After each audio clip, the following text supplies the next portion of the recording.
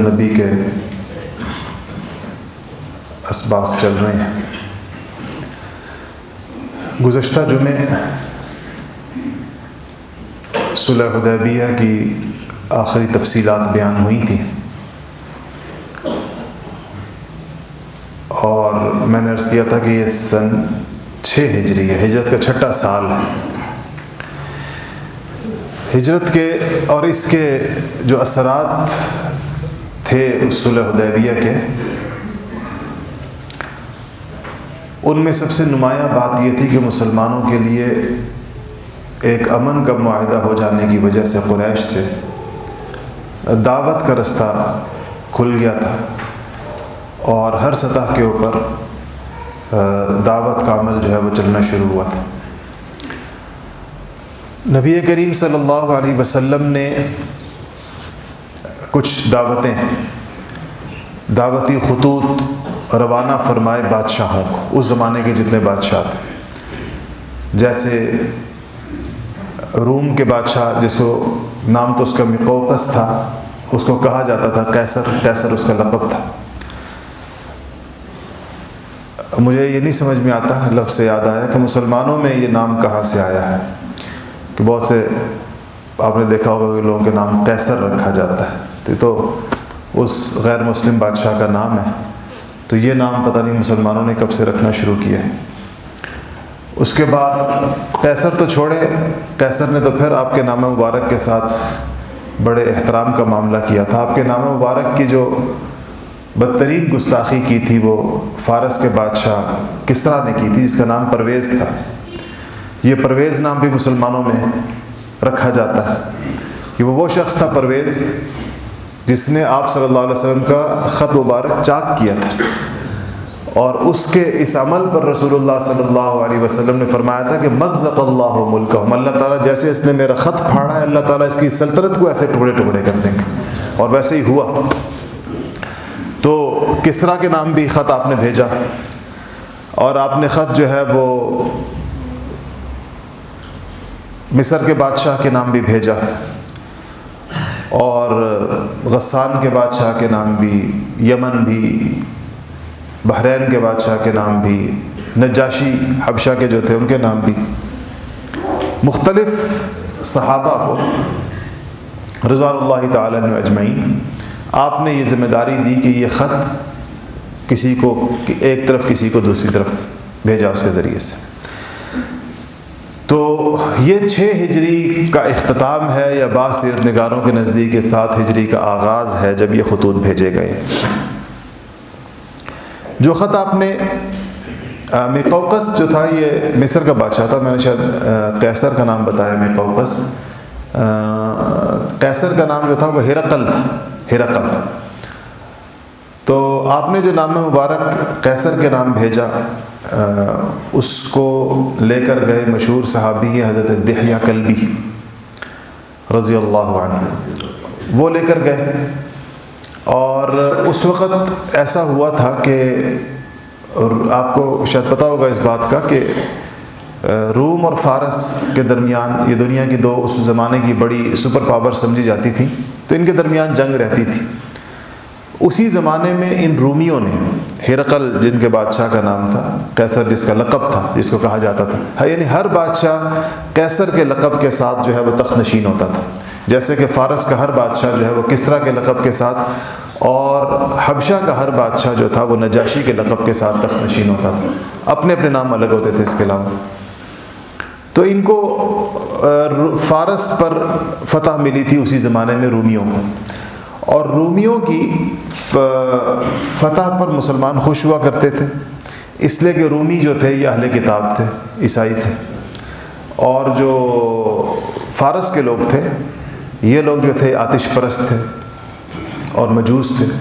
تو اس لیے جب یہ فتح اس کو ملی تو اس نے ایک منت مانی، ایک نظر مانی قیصر نے، اور وہ یہ تھی کہ میں حمص سے، جو شام کا ایک شہر ہے آج بھی اسی نام سے، پیدل بیت المقدس تک آؤں گا، اور یہ نظر ہوگی اس فتح کی خوشی کے اندر کہ ان کے اوپر فتح ملی۔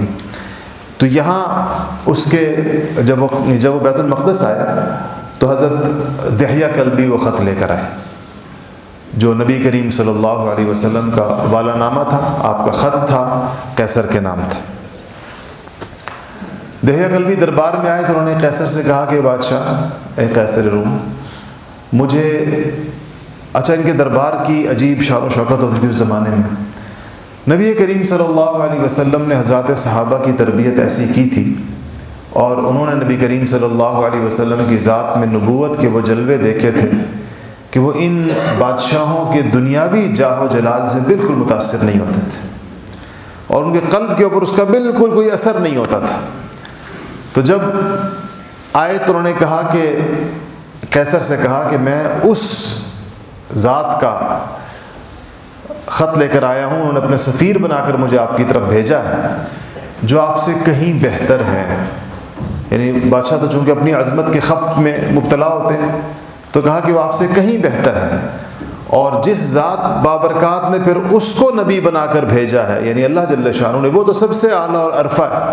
تو میں آپ کے پاس خط لے کر آیا ہوں، میں آپ کے پاس جو کچھ لے کر آیا ہوں، اگر اس کو آپ تواضع سے سنیں گے اور اخلاص سے اس کا جواب دیں گے تو آپ کو فائدہ ہوگا، اور اگر آپ تواضع اور اخلاص کا مظاہرہ نہیں کریں گے تو آپ کو اس سے فائدہ نہیں ہوگا، اور آپ کا جواب عادلانہ اور منصفانہ نہیں ہوگا اس دعوت کے جواب میں۔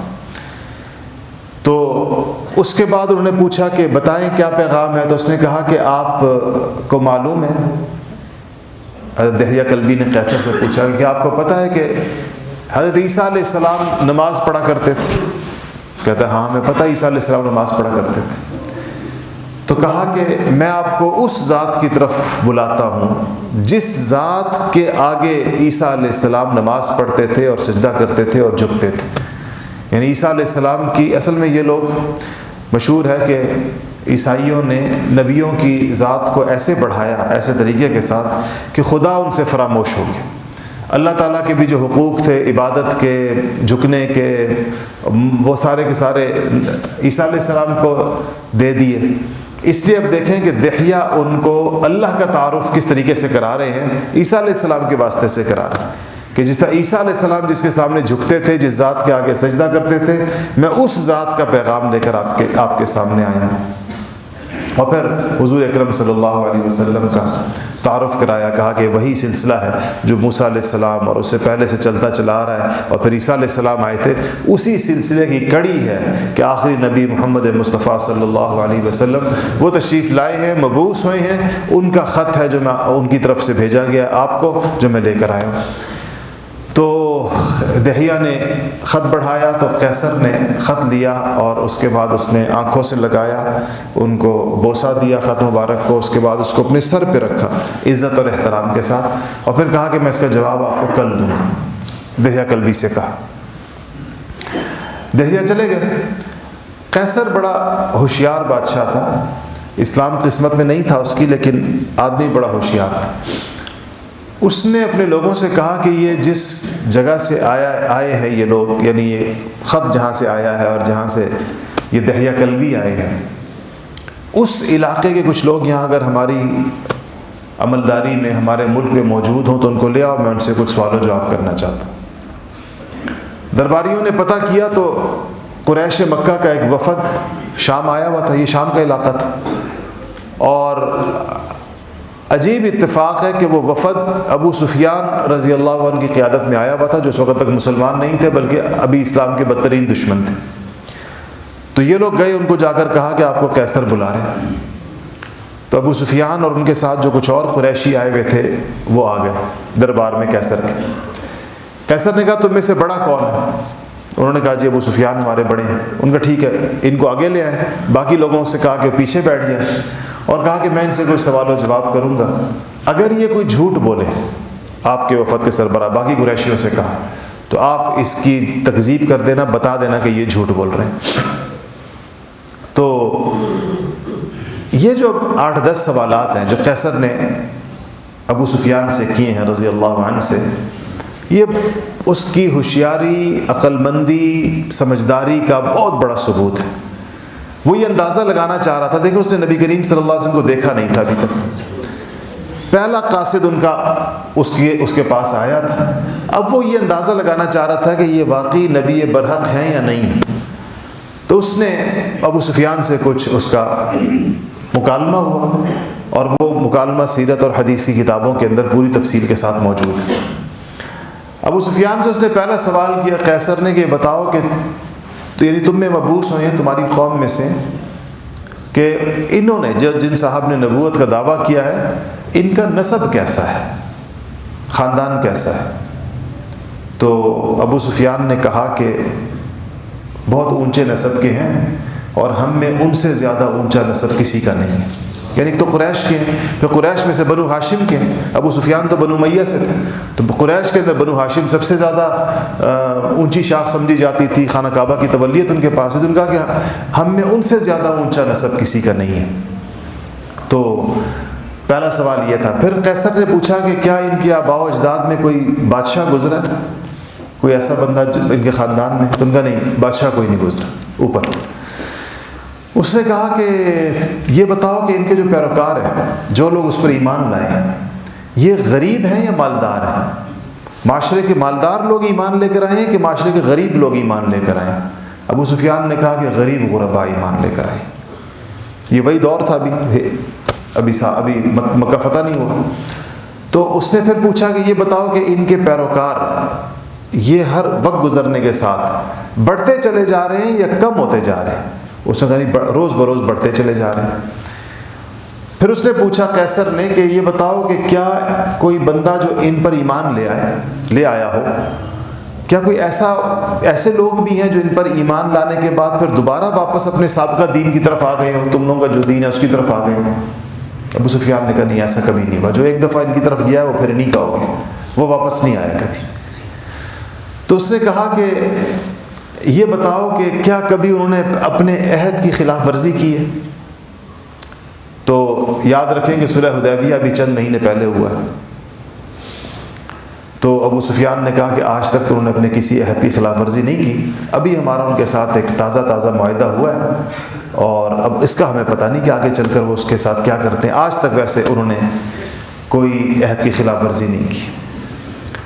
پھر ابو سفیان پھر قیصر نے پوچھا کہ کیا تمہاری ان سے کبھی لڑائی ہوئی ہے، جنگیں ہوئی ہیں تمہاری آپس میں؟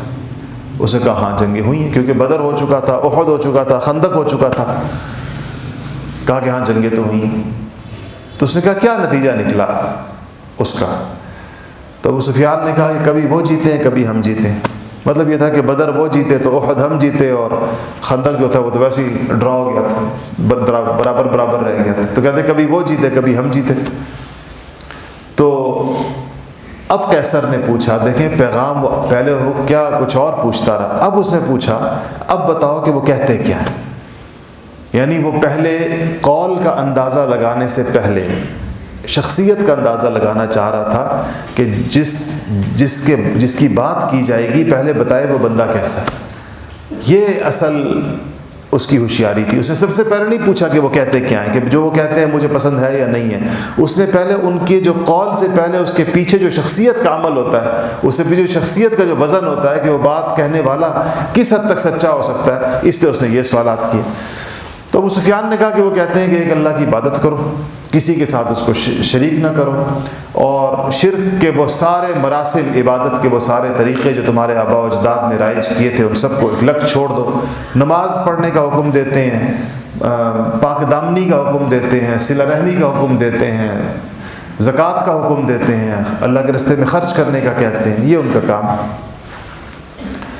تو قیصر نے، یہ آخری سوال تھا جو قیصر نے پیغام سنا۔ اب قیصر نے اپنے ترجمان سے، یہ ساری گفتگو ترجمان کے ذریعے ہو رہی تھی، قیصر نے اپنے ترجمان سے کہا کہ اب ان کو بتاؤ، جن صاحب یعنی ابو سفیان کو، کہ میں نے تم سے سب سے پہلا سوال نسب کے بارے میں کیا، اور وہ اس لیے کیا کہ اللہ جل شانہ اپنے نبیوں کو اونچے نسب کے اندر بھیجتے ہیں، تو میں اندازہ لگانا چاہ رہا تھا کہ نسب کیسا ہے، اور خاندان، نبیوں کے خاندان ایسے ہی ہوتے ہیں جیسے کہ تم نے ذکر کیا۔ پھر میں نے تم سے پوچھا کہ کیا ان کے خاندان میں کوئی بادشاہ گزرا ہے، تم نے کہا کہ نہیں گزرا۔ یہ میں نے اس لیے پوچھا کہ ہو سکتا ہے کہ ان کے خاندان میں اوپر بادشاہت گزری ہو، اور اب زوال آ گیا ہو خاندان کو، تو ان کو اپنے خاندان کی عظمت رفتہ کو حاصل کرنے کا شوق ہوا ہو، بادشاہت کے امکانات نہ ہو تو نبوت کا دعویٰ کر دیا ہو کہ وہ بھی بادشاہت کے آس پاس کی چیز سمجھی جاتی ہے. تو میں نے کہا کہ اگر کوئی بادشاہ گزرا ہے خاندان میں تو اس بات کا امکان ہو سکتا تھا، لیکن تم نے کہا کہ بادشاہ کوئی نہیں گزرا، تو اس کا مطلب ہے کہ یہ امکان بھی نہیں ہے. پھر میں نے تم سے پوچھا کہ کبھی انہوں نے جھوٹ بولا ہے؟ تم نے کہا کہ نہیں، اس نے کبھی جھوٹ نہیں بولا. تو اس سے میں نے اندازہ لگایا کہ جو بندہ مخلوق سے جھوٹ نہ بولتا ہو وہ خالق پر جھوٹ کیسے باندھ سکتا ہے کہ اس نے مجھے نبی بنا کر بھیجا ہے. جو انسانوں سے جھوٹ نہ بولتا ہو تو وہ اللہ تعالیٰ کے اوپر یہ اتنا بڑا جھوٹ کیسے باندھ سکتا ہے کہ اس نے مجھے نبی بنا کر بھیجا ہے اور اللہ نے اس کو نبی بنا کر نہ بھیجا ہو؟ یہ کیسے ہو سکتا ہے؟ پھر کہا کہ میں نے تم سے پوچھا کہ اس کے پیروکار غریب ہیں یا مالدار ہیں؟ تو تم نے کہا کہ غریب ہیں. تو نبیوں کی سنت یہی رہی ہے کہ ہمیشہ ان کے اوپر پہلے غریب لوگ ایمان لے کر آتے ہیں اور پھر آہستہ آہستہ دوسرے لوگوں کی طرف بھی ان کے ہو جانے. ابتدا کمزوروں اور ضعیفوں سے نبیوں کی. اس میں اللہ تعالیٰ کی حکمت ہے. اگر طاقتور لوگ، مالدار لوگ، منصب والے لوگ پہلے ایمان لے آئیں تو لوگ سمجھیں گے شاید اس دین کی دعوت کے اندر ان طاقتور لوگوں کی طاقت کا حصہ ہے. تو اللہ تعالیٰ کمزوروں اور ضعیفوں کے اندر اس کو پہلے لے کر آتے ہیں اور ہر ایک کو پتہ چلتا ہے کہ یہ دین اپنی فطری طاقت کے ذریعے سے پھیل رہا ہے، افراد کی طاقت کے ذریعے سے نہیں پھیل رہا. افراد بیچارے تو سارے کمزور اور ضعیف ہیں، مالدار لوگ تو مقابلے پر اترے ہوئے ہوتے ہیں. اور آپ مکہ کی سوسائٹی میں آپ نے دیکھا بلال ایمان لے کر آئے ہیں، صہیب ایمان لے کر آئے ہیں اور عبداللہ بن مسعود ایمان لے کر آئے ہیں. کمزور لوگ سارے کے سارے، اور جو طاقتور لوگ ہیں معاشرے کے وہ تو ابو جہل ہیں. اس وقت عمر بن خطاب شروع میں نہیں آئے تھے. اس کے بعد خالد بن ولید ہیں، ان کے چچا ہیں، اور اس طرح دیگر لوگ تھے، بڑے بڑے عتبہ ہیں، شیبہ ہیں. یہ سارے کے سارے لوگ جو مکہ کے، ابو لہب تھے، ابو سفیان تھے، یہ مکہ کے معاشرے کے طاقتور لوگ تھے جن میں سے کوئی بھی ابتدا کے اندر ایمان نہیں لے کر آیا تھا. اس کے بعد تو اس نے کہا کہ یہ طریقہ بھی نبیوں کا ہے. پھر میں نے تم سے پوچھا کہ ان کے پیروکار گھٹ رہے ہیں یا بڑھ رہے ہیں؟ تو تم نے کہا کہ بڑھ رہے ہیں. تو نبیوں کی دعوت ایسے ہی بتدریج بڑھتی ہے. پھر میں نے تم سے پوچھا کہ کوئی ان میں سے کبھی مرتد ہوا ہے، واپس گیا ہے اپنے پرانے دین کی طرف؟ تو تم نے کہا کہ کوئی نہیں گیا آج تک. اس سے میں نے اندازہ لگایا کہ ان کا پیغام اتنا حق پر مبنی ہے کہ جس نے اس حق کی چاشنی کو ایک دفعہ چکھ لیا ہے وہ واپس دوبارہ تمہارے دین کی طرف نہیں گیا اور کسی صورت اس پر نہیں گیا. پھر میں نے تم سے پوچھا کہ انہوں نے کبھی بدعہدی کی ہے؟ تو تم نے کہا کہ نہیں، انہوں نے کبھی بدعہدی نہیں کی. تو نبیوں کی یہی شان ہوتی ہے، وہ بدعہد نہیں ہوتے، وہ کبھی اپنے وعدے کے خلاف نہیں کرتے. پھر میں نے تم سے لڑائیوں کا پوچھا کہ تمہارے درمیان لڑائی ہوئی ہے؟ تو تم نے کہا کہ ہاں ہوئی ہے، اور اس کا نتیجہ کبھی وہ جیتتے ہیں، کبھی ہم جیتتے رہے. تو کہا کہ یہ اللہ کا معاملہ نبیوں کے ساتھ ایسا ہوتا ہے. نبیوں کو اللہ ان کے ساتھیوں کو جتوا کر ان کے حوصلے بلند کرتے ہیں، اور کبھی کبھی ان کے ساتھ دوسرا معاملہ پیش آتا ہے، یعنی ان کو فتح نہیں ہوتی. وہ اس لیے نہیں ہوتی تاکہ ان کے لشکر میں کھرے اور کھوٹے کی تمیز ہو جائے. جو کھرے لوگ ہیں وہ ان کے ساتھ رہ جائیں، اور جو کھوٹے لوگ ہیں وہ اس شکست سے خوفزدہ ہو کر یا بددل ہو کر وہ بھاگ جائیں. یہ اللہ کا معاملہ نبیوں کے ساتھ ہمیشہ ہوتا ہے. لیکن یاد رکھنا کہ اس کبھی شکست اور کبھی فتح کے باوجود انجام کار، آخر کار، بالآخر نبیوں کو فتح ہوتی ہے. یہ قیصر نے کہا ابو سفیان سے، کہ بالآخر فائنل راؤنڈ نبیوں کا ہوتا ہے اس کے اندر. پھر کہا کہ آخری بات کہ میں نے تم سے پوچھا کہ ان کا پیغام کیا ہے؟ تو تم نے جو مجھے باتیں بتائیں کہ وہ ایک اللہ کی پوجا کا کہتے ہیں اور ایک اللہ کی عبادت کرنے کا کہتے ہیں اور نماز کا حکم دیتے ہیں، صلہ رحمی کا کہتے ہیں، پاک دامنی کا کہتے ہیں، تو یہ تو عین وہ چیزیں ہیں. اگر یہ باتیں صحیح ہیں جو تم کہہ رہے ہو کہ ان کا پیغام یہی ہے، تو پھر بلا شک و شبہ وہ اللہ کے نبی ہیں. اور یہ وہ شخص، وہ یعنی حضور صلی اللہ علیہ وسلم کے بارے میں کہا کیا کہ وہ عنقریب، یعنی تمہارا ملک تو تمہارا ملک ہے، وہ عنقریب اس جگہ کے بھی مالک ہوں گے جس جگہ پر میں اپنے دونوں پاؤں رکھ کر بیٹھا ہوں. یہ قیصر نے کہا وہ یہاں کے بھی مالک ہوں گے، اور مجھے ان سے ملنے کی بڑی تمنا ہے. قیصر نے کہا اگر میں ان کی خدمت میں پہنچ گیا تو ان کے پاؤں دھو کر پیوں گا، ان کے پاؤں دھو کر اس کا پاؤں دھلایا کروں گا. یہ کہہ کر اس نے خط جو آپ صلی اللہ علیہ وسلم نے بھیجا تھا اس کو پورے مجمع کو پڑھ کے سنایا. تو جب خط پڑھا تو لوگوں میں شور مچ گیا، آوازیں آنے لگیں. تو اس نے کہا کہ ان سب لوگوں کو بھی باہر نکالو، قیصر نے کہا. اور ابو سفیان کہتے ہیں رضی اللہ عنہ کہ مجھے اس دن بہت تعجب ہوا کہ جب قیصر کی یہ گفتگو میں نے سنی، اور جب اس نے یہ کہا کہ میرا ملک بھی وہ فتح کریں گے، میرے قدموں کی جو زمین ہے یہاں تک وہ آئیں گے، تو میں نے دل میں سوچا کہ محمد صلی اللہ علیہ وسلم سے تو قیصر بھی ڈرتا ہے، قیصر ابھی سے خوفزدہ ہے ان سے۔ کہتے ہیں کہ مجھے اس دن حضرت ابو سفیان رضی اللہ تعالیٰ فرماتے ہیں، حالانکہ مسلمان نہیں ہوئے تھے، فتح مکہ کے موقع پر مسلمان ہوئے، فرماتے ہیں کہ مجھے اس دن یقین ہو گیا تھا کہ حضور اکرم صلی اللہ علیہ وسلم کا دین غالب آ کر رہے گا، یہ اب پھیل کر رہے گا، اس کو کوئی روک نہیں سکتا، یہاں تک کہ اللہ تعالیٰ نے خود مجھے بھی اسلام کی توفیق عطا فرما دی۔ اچھا پھر یہ ہوا، اس کے بعد کیا ہوا کہ قیصر نے اپنے لوگوں کو جمع کیا جو اس کے درباری تھے اور جو اس کے خاص خاص لوگ تھے۔ دہیہ کلبی کو پھر بلایا اس نے اس دربار کے اندر اور کہا کہ ان لوگوں سے کہا کہ یہ خط آیا اور اس نے کہا کہ دروازے بند کر دو، قیصر نے کہا۔ تو دروازے بند کر دیے گئے۔ اس نے اپنے درباریوں سے، جس میں حکومت کے لوگ بھی تھے اور بڑے پادری بھی تھے، ان کو خط پڑھ کے سنایا اور کہا کہ مجھے یقین ہے کہ یہ اللہ کے نبی ہیں، تو کیوں نہ ہم سب ان پر ایمان لے آئیں، اور اس سے ہماری دنیا بھی بچ جائے گی، سلطنت بھی بچ جائے گی، ریاست بھی بچ جائے گی اور آخرت بھی بچ جائے گی۔ اب جیسے ہی قیصر نے یہ کہا تو شور برپا کر دیا درباریوں نے اور پادریوں نے، اور باہر کی طرف بھاگے کہ جا کر پوری سلطنت کے اندر یہ آواز لگائیں کہ قیصر جو ہے وہ بے دین ہو گیا ہے اور قیصر نے جو ہے دین چھوڑ دیا، تو لوگ چڑھ دوڑیں گے شاہی محل پر اور قیصر کی تکہ بوٹی کر دیں گے۔ تو قیصر ہوشیار تھا، اس نے پہلے سے دروازے بند کرائے ہوئے تھے، تو باہر نہیں نکل سکے۔ اس نے کہا واپس آ جاؤ سارے، میں تم لوگوں کا امتحان لے رہا تھا، میں دیکھ رہا تھا کہ تم اپنے دین پر کتنے پکے ہو، تو مجھے اطمینان ہو گیا کہ تم لوگ اپنے دین پر پکے ہو، یہ بات میں نے ویسی کی تھی۔ تو لوگ دوبارہ مطمئن ہو گئے کہ ٹھیک ایسی بات ہوگی۔ پھر قیصر نے دہیہ کلبی کو بلایا اور ان سے کہا کہ خدا کی قسم میں اچھی طرح جانتا ہوں کہ یہ نبی مرسل ہے، ان کو اللہ نے بھیجا نبی بنا کر، لیکن اگر میں نے ایمان لایا ان کے اوپر تنہا اور میرے یہ درباری اور یہ پادری ایمان نہ لائے تو یہ لوگ مجھے قتل کر دیں گے، یہ مجھے قتل کر کے کسی اور شخص کو تخت پر بٹھا دیں گے۔ اس لیے اس کا طریقہ یہ ہو سکتا ہے کہ جو اس ہماری پوری سلطنت کا جو روم کا جو اسقف اعظم ہے، جس کو آج کل یہ لوگ پوپ کہتے ہیں، اس کو اسقف اعظم عرب کتابوں عربی کی سیرت کتابوں میں کہا جاتا ہے، تو کہا کہ جس کا نام دغاتر تھا، تو کہا کہ تم اس دغاتر کے پاس جاؤ جو سب سے بڑا پوپ ہے ہماری اس ریاست کا، اگر وہ ایمان لے آیا اور اس کو یہ بات سمجھ میں آ گئی تو اس کے بعد پھر میرے لیے ایمان لانا آسان ہو جائے گا، پہلے مرلے پر وہ لے آئے تو سارے پادریوں کو، سارے مذہبی طبقے کو وہ سنبھال لے گا۔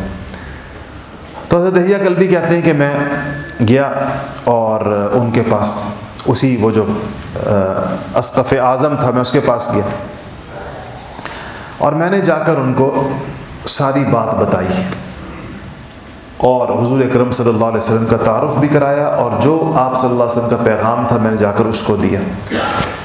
اور کہتے ہیں یہ وہ جو اسقف اعظم تھا، جو پوپ تھا، اس نے سیاہ لباس پہنا ہوا تھا سر سے لے کر پاؤں تک۔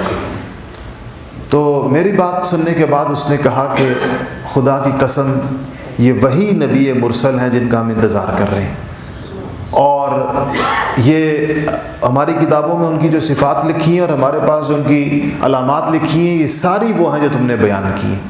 یہ کہا اور وہ اپنے حجرے کے اندر چلا گیا، وہ جو اسقف اعظم تھا، اور حجرے میں جانے کے بعد اپنے سیاہ کپڑے اتارے اور سفید کپڑے پہنے، اور اس کے بعد اپنا عصا لے کر واپس آیا کنیسہ کے اندر، اور اس کے بعد اس نے آ کر ایک خطاب کیا۔ سارے جونیئر پادری جو تھے اس کے سارے لوگ سامنے بیٹھے ہوئے تھے، تو اس نے کہا کہ اے گروہ روم، یا معشر الروم، احمد مجتبیٰ اس نے کہا کہ انجیل وغیرہ میں حضور اکرم صلی اللہ علیہ وسلم کا نام کیا ہے؟ اسمہ احمد کے پاس سے، مجھے کہ احمد کے پاس سے، یعنی انجیل میں جن کا نام ہے کہ وہ آئیں گے اللہ کے آخری نبی بن کے، ان کے پاس سے میرے پاس خط آیا ہے، اس نے ہم کو اللہ کی طرف بلایا ہے، اور میں گواہی دیتا ہوں کہ اللہ کے سوا کوئی معبود نہیں، اور احمد مجتبیٰ اس کے پیغمبر اور اس کے رسول ہیں۔ جیسے ہی اس نے یہ کہا تو سارے لوگ جو سامنے بیٹھے ہوئے تھے وہ اس کے اوپر پل پڑے اور اس کو مار مار کر اس کو وہیں پر شہید کر دیا۔ شہید ہی ہو گیا کیونکہ اسلام لے آیا تھا، 1 منٹ پہلے تو اسلام لایا تھا۔ تو جب وہ شہید ہو گیا تو دحیہ وہاں سے اٹھے اور قیصر کے پاس آئے اور قیصر کو آ کر بتایا کہ اسقف اعظم کے ساتھ تو یہ ہوا۔ تو قیصر کہنے لگا کہ اگر میں ایمان لے آتا تو میرے ساتھ بھی یہی ہوتا۔ تو اس کے بعد اس نے کہا کہ تو انہوں نے کہا کہ حضور اکرم صلی اللہ علیہ وسلم کو میرا سلام کہنا، اور اس کے بعد اس نے ایک سونے کے بکس کے اندر آپ صلی اللہ علیہ وسلم کا ایک خط رکھا اور اس کو محفوظ کیا، اور آ کر یعنی ایمان لانے سے، اسلام لانے سے اسے معذرت کر دی۔ قیصر واپس آئے، یہ دحیہ کلبی واپس آئے اور انہوں نے آ کر نبی کریم صلی اللہ علیہ وسلم کو ساری بات سنائی۔ اس سے خط کے اندر جو الفاظ تھے اس میں ایک جملہ نبی کریم صلی اللہ علیہ وسلم نے ارشاد فرمایا تھا، اور وہ یہ تھا کہ اسلم تسلم، ایمان لے آؤ سلامت رہو گے۔ اگر یہ واقعی حضور اکرم صلی اللہ علیہ وسلم کی صداقت پر ایمان لے آتا اور اس جملے پر ہی غور کر لیتا کہ نبی کریم صلی اللہ علیہ وسلم نے ایمان کی صورت کے اندر اس کو سلامتی کی یقین دہانی کرائی تھی کہ تم ایمان لے آؤ سلامت رہو گے، اس میں دنیا کی سلامتی مراد تھی۔ اگر یہ ایمان لے آتا تو اس کو نہ مارا جاتا، لیکن اس کی قسمت نہیں تھی ایمان لانے کی، اسی طرح دنیا سے رخصت ہو گیا۔ اور اس کے بعد صحابہ کہتے ہیں بعد میں ہم نے یہ خط اس کے لوگوں کے پاس بھی دیکھا۔ دوسرا خط جو ہے وہ آپ نے بھیجا تھا کسریٰ کے پاس، جس کا نام تھا خسرو پرویز۔ اچھا، یہ نام کے دونوں حصے مسلمانوں کے اندر آ گئے ہیں، خسرو نام بھی رکھا جاتا ہے اور پرویز نام بھی رکھا جاتا ہے۔ یہ دونوں نام مکمل جو ہے، خسرو پرویز جو ہے یہ شاہ ایران جو تھا، کسریٰ جو تھا اس کا نام تھا۔ اس کو آپ نے خط بھیجا، اور حضرت عبداللہ ابن حذافہ رضی اللہ تعالیٰ عنہ السہمی، بنو سہم کے تھے، ان کو آپ نے یہ والا نامہ دیکھ کر بھیجا۔ تو جب وہ گئے اور کسریٰ کے دربار میں پہنچے تو اس نے آپ کا خط جب ان کو پیش کیا گیا تو آگ بگولا ہو گیا، مشتعل ہو گیا بہت زیادہ، اور کہا کہ مجھے وہ شخص العیاذ باللہ، نعوذ باللہ، نقل کفر نباشد، کہنے لگا کہ کیا مجھے وہ شخص اپنے اوپر ایمان لانے کی دعوت دیتا ہے جو کہ میرا غلام ہے؟ میری سلطنت اتنی بڑی ہے اور وہ یہ کہاں سے عرب کا ایک وہ بندہ صحرا نشین مجھے کہہ رہا ہے کہ میرے اوپر ایمان لے آؤ۔ اس وقت جو ہے وہ یمن جو تھا یہ باج گزار تھا ایران کا، یعنی ایران کی حکومت تھی یمن کے اوپر بھی۔ تو اس نے گورنر یمن جو تھا، بازان نام تھا اس کا، اس کو خط لکھا۔ قیصر نے کہا کہ اپنے 2 بندے، کیونکہ یمن قریب تھا حجاز سے، تو کہا کہ اپنے بندے بھیجو اور جا کر جس شخص نے مجھے خط بھیجا ہے اور ایمان لانے کی دعوت دی ہے اس کو گرفتار کر کے میرے پاس پیش کرو۔ اور پھر اس کے بعد اس نے آپ کے نام مبارک تو پڑھتے ہی اس نے اس کو چاک کر دیا تھا، پھاڑ کے ٹکڑے کر کے پھینک دی۔ نبی کریم سے حضرت عبداللہ بن حذافہ واپس آئے اور آپ نے آ کے حضور اکرم صلی اللہ علیہ وسلم سے فرمایا کہ اس نے تو نام مبارک چاک کر دیا۔ تو حضور صلی اللہ علیہ وسلم نے فرمایا کہ یہ مزق اللہ تعالیٰ اس کی ریاست کے بھی ایسے ہی ٹکڑے کرے گا، ایسے ہی جس طرح اس نے خط کے کی۔ بازان کے پاس اس کا پیغام پہنچا تو بازان نے 2 آدمی بھیجے کہ جاؤ مدینہ جاؤ اور رسول اللہ صلی اللہ علیہ وسلم کو گرفتار کر کے لے کر آؤ، نعوذ باللہ۔ یہ 2 بندے آئے، ان کی بڑی بڑی مونچھیں تھیں اور داڑھی منڈی ہوئی تھی، مونچھیں رکھی ہوئی تھی اور وہ بھی کافی بڑی بڑی، اور داڑھی صاف کی ہوئی تھی، حالانکہ مسلمان نہیں تھے۔ نبی کریم صلی اللہ علیہ وسلم نے ان کو دیکھا تو آپ نے چہرے مبارک پر ان کی شکل دیکھ کر ناگواری کے اثرات پیدا کہ یہ کیسی شکل بنائی ہوئی ہے کہ جو چیز رکھنے کی ہے داڑھی وہ صاف کی بھی ہے اور جو چیز نہیں رکھنے کی ہے مونچھیں وہ لمبی لمبی رکھی ہوئی۔ تو آپ نے چہرہ مبارک دوسری طرف پھیر لیا ان کی شکل کو دیکھ کر، اور آپ نے کہا کہ تمہیں کس نے ایسی شکل بنانے کا کہا ہے؟ تمہیں کس نے کہا کہ تم اس طرح کی شکل بناؤ؟ تو انہوں نے اپنی آ کر خواہش بتائی اپنا، تو صحابہ جانثار صحابہ چاروں طرف موجود ہیں، چونکہ قاصد کو مارا نہیں جاتا، پیٹا نہیں جاتا، ورنہ تو اگر صحابہ وہ جو کام دوسرے لوگ کرتے تھے تو ان کی دکا بوٹی بھی نہ ملتی ان دونوں کی۔ آپ نے ان سے کہا کہ جاؤ ان کو آرام کرواؤ۔ دونوں جو گرفتار کرنے 2 بندے آئے مدینہ میں، ہزاروں جانثاروں کے درمیان یہ 2 افراد آئے، تو آپ نے کہا ان کو آرام کراؤ، شام ہے۔ اور اس کے بعد اسی رات کسریٰ کے بیٹے شیرویہ نے اپنے باپ کو قتل کر دیا جس رات یہ لوگ مدینہ میں تھے، یہ دونوں بندے. اور وہ جو آپ نے فرمایا اس کے بعد وہ بڑے حالات، وہ پھر لمبا ایک سلسلہ ہے کہ کسریٰ کی یعنی فارس کے اوپر اس کے بعد ہوا کیا. صرف 6 مہینے کے عرصے کے اندر 6 یا 8 بادشاہ تخت نشین ہوئے. اس کے بعد 6 مہینے کے عرصے کے اندر ایک کے بعد ایک، چند دنوں کے لیے بادشاہ آتا تھا، چند دنوں کے لیے بادشاہ آتا تھا. تو رات کو یہ واقعہ ہو گیا.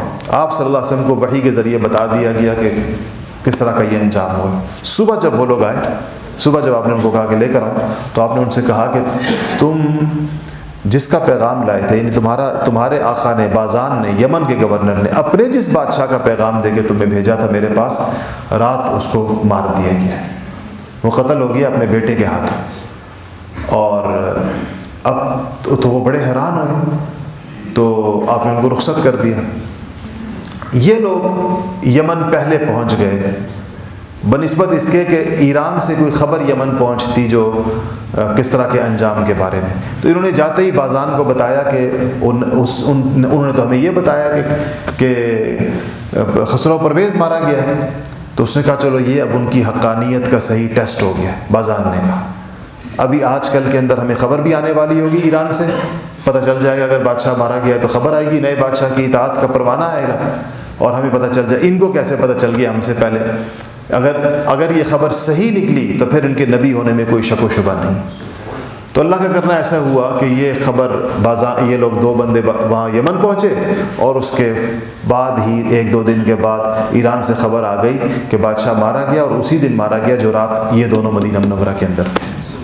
اس پر بازان اپنے تمام لوگوں کے ساتھ مسلمان ہو گیا. اس نے کہا کہ جی یہ خبر جن کو پہلے سے پہنچی ہے تو اس کا مطلب یہ ہے کہ ان کی یہ اللہ کے نبی ہے، کوئی اور صورت نہیں تھی کہ ان کو یہ خبر جس رات یہ واقعہ وہ اسی رات کیسے پتہ چل گیا. ظاہر بات ہے نا، وہ ٹیلی فونوں کا زمانہ نہ کسی اور چیز کا زمانہ، تو اللہ جل شانہ کی طرف سے اطلاع تھی. یہ خط گیا تھا کسریٰ کے نام جو فارس کا بادشاہ تھا. دیگر بادشاہوں کے نام جو خطوط ہیں انشاءاللہ اگلے ہفتے اس کا ذکر ہوگا. واخر دعوانا الحمدللہ رب العالمین.